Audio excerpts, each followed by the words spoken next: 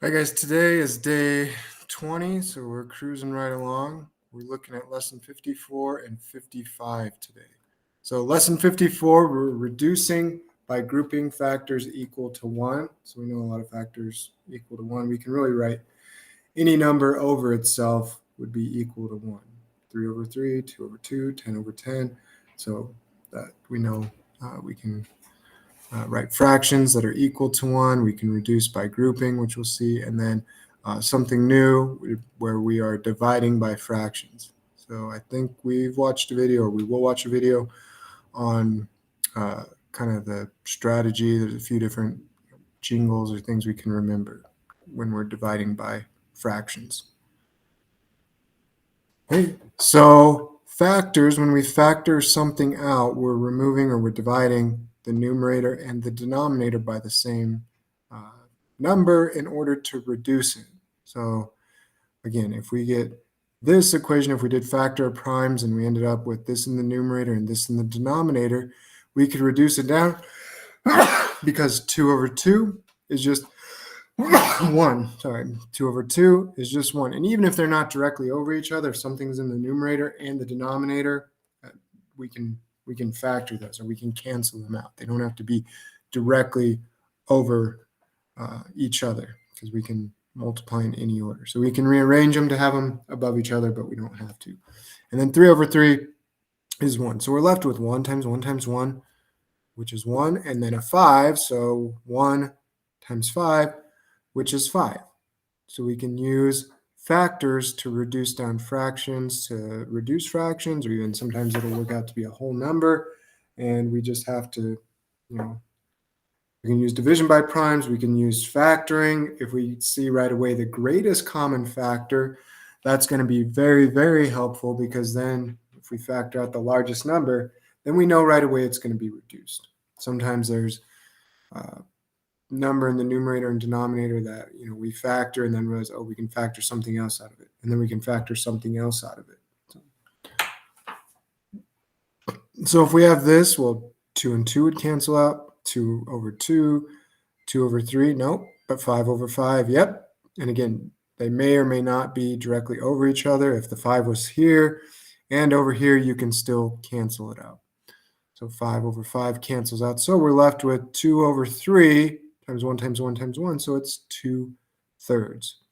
This is where prime factorization, if we're having a difficult time reducing our fraction, we'll rewrite it as multiplication of prime numbers, numerator and denominator, and then see what you can reduce. Now, dividing fractions, okay, to save time, we will show you for, let's say we're 1/2 divided by 3/4. Okay, so our rule is we keep, so this stays the same, keep that, change, so division becomes multiplication, and then flip. So take the reciprocal, so 3 over 4 becomes 4 over 3. And then we have a fraction times a fraction, which we've worked on. This is going to be, well, we could factor out 2 out of both of those. Again, we can factor even though they're not directly over each other. They're going to be in the numerator and denominator. So we can multiply and then simplify, or simplify and then multiply. It doesn't matter. 1 times 2 over 1 times 3. So 2/3. Okay, so we keep, change, flip, keep, change, flip, keep, change, flip. Okay, or we can remember for dividing by a fraction, it's the same as multiplying by the reciprocal. So the reciprocal of 3/4 is 4/3. We multiply by that.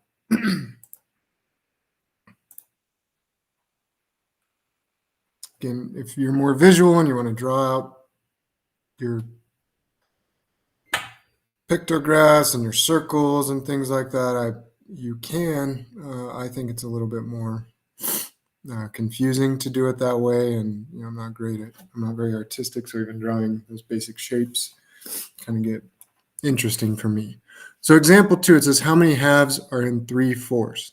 Well, 3/4 divided by 1/2. We've done that before. Well, usually we had ones that said how many of whatever fraction 1/2 are in 1, and then we did 1/2 times the reciprocal 2 over 1. But we want to know how many halves are in 3/4. So we're going to do 3/4 divided by 1/2. When we do that, we're going to change flip. So we're going to end up having 3/4 times 2 over 1, or 3/4 times 2. And that's going to give us 6/4, or 1.5, or 3/2. Okay, so we change flip. How many 3/4 are in 1/2? Okay, kind of the opposite of what we just did. 1/2 divided by 3/4. Change flip. So we're going to have 1/2 times 4 over 3. That's actually the one I believe that we just did as an example that I drew out. So yeah, it ended up being 2/3. Okay, practice set. We'll go over those when we get together. Okay, and then lesson 55, we're working with common denominators. Okay, so common denominators means they're the same number in the bottom part of our fraction. And we need this in order to add or subtract. Multiplication and division, we don't have to have common denominators, which makes it nice. But when we're adding or subtracting, we do have to have common denominators. So, and we want to end up with, just like least common multiple, we want to have the least common denominator, because if we find some big denominator that they have in common, but then we're going to get to our answer, and then we have to reduce a bunch of times, we're creating more work just to create ourselves more work. So if we can find the least common denominator, that's going to make it a lot easier.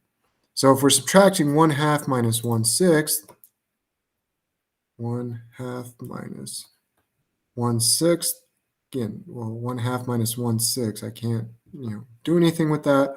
So I think multiples of 2, 2, 4, 6, 8, 10, 6, 12, 18. Okay, well, 2, 4, 6, aha.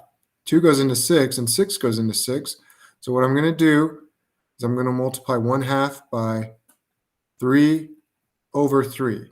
I choose that because 3 over 3 is equal to 1. So I'm renaming the fraction. I'm not changing the value. So this is going to become, and I'm multiplying this. So 3 times 1 over 3 times 2. Now I have 3/6, and this one was already over 6, so I don't have to rename this one. And when we're subtracting, okay, we just carry over. We don't subtract the denominators, or else we obviously end up with 0, and we can't divide by 0, and that's incorrect. So we just carry that denominator over, in this case 6, and then I have 3 minus 1, which is 2. Aha, 2 and 6 are both even, so I can factor a 2 out of both of them. So that will reduce down to 1/3. So common denominators for addition or subtraction.